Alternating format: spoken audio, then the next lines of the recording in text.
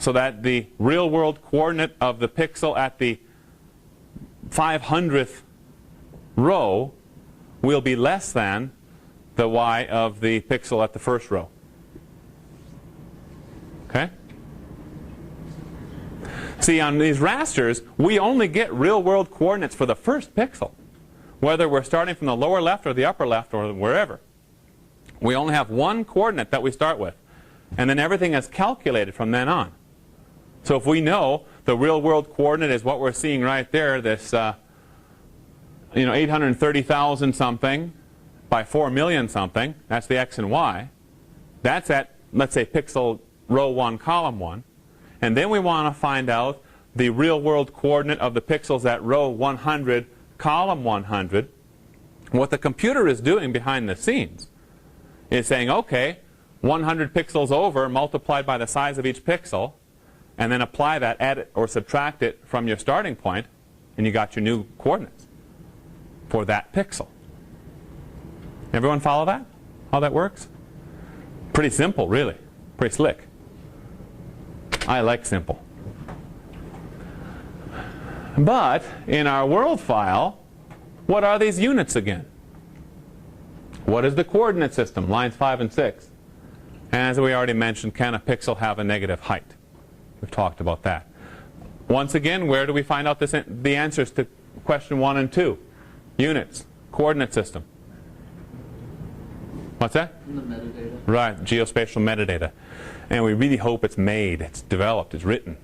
And because there's a lot of files that just do not have geospatial metadata, and there's a lot of files that have some metadata but not complete geospatial metadata.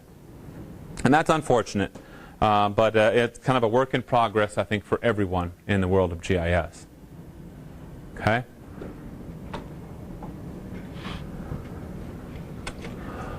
Drawing a raster. Raster layers, in this case, begin drawing from the upper left corner. As each row of pixels is drawn, the pixel moves closer to the equator, right? And that's the reason why we reduce that y value, as we've already talked about.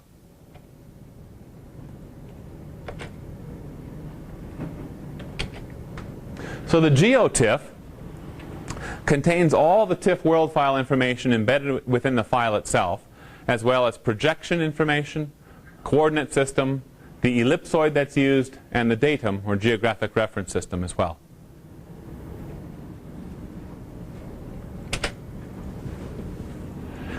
Data type, we've already started talking about that. Here's a little example of some data types. This is from ESRI, what we call Boolean or binary. Esri, when it talks about raster layers and what it calls pixel depth or bit depth of raster layers, Boolean is 1 bit. Okay, what we call byte is what's called 8-bit. That's really confusing because all different sorts of software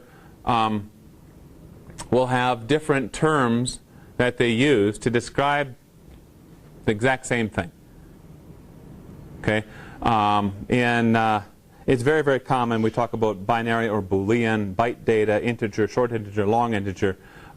This is a little bit different type of approach, but I guess we just got to get used to it, you know. That's what we're going to see, what we're going to work with inside of ArcGIS. So yeah, we need to get accustomed to this sort of thing. And you'll see that there's a difference between 8-bit unsigned and 8-bit signed versus unsigned integers. And part of the exercise today will be focused on trying to make you more familiar with these bit depths for raster layers. The data type of the raster is determined by its min-max values, or the domain of the pixels, not the minimum maximum value of the spatial coordinates, but the value of the pixels themselves. And recall that TIFF can support all data types, and not all raster formats can do that. TIFF can also store multiple bands of raster data within one file. A good example of that is satellite imagery. We talked, and I keep throwing out little examples about Landsat satellite imagery.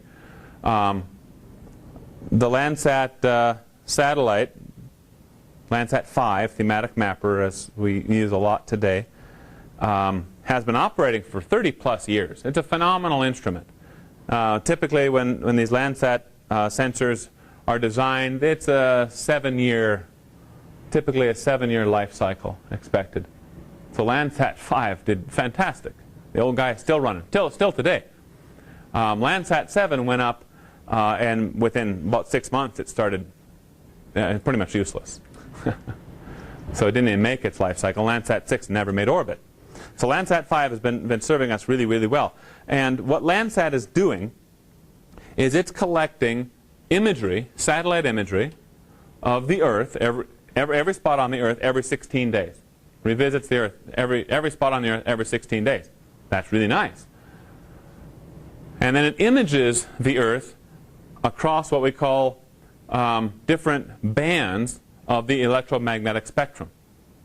Okay, and we'll talk about that in more detail in a couple of weeks again too. So I won't spend too much time with that right now. One of the bands is the blue band, green band, red band, near infrared. A couple things of that. There's 7 bands in total that we work with. When we download or we acquire some Landsat imagery, it's usually in GeoTIFF format. And then when we view that imagery inside of ArcGIS or IDRISI, we'll see that it is made up of band 1, 2, 3, 4, 5, 6, 7. All stored within one file. Band 1 is blue, band 2 is green, and so on and so forth. Okay? That's also really nice. Instead of having 7 TIFF files, we have 1. And if we want to send someone or make Landsat data available for someone, instead of doing 7 downloads, they do 1. So it's nice. It's also supported, as I said, in TIFF. Any questions now?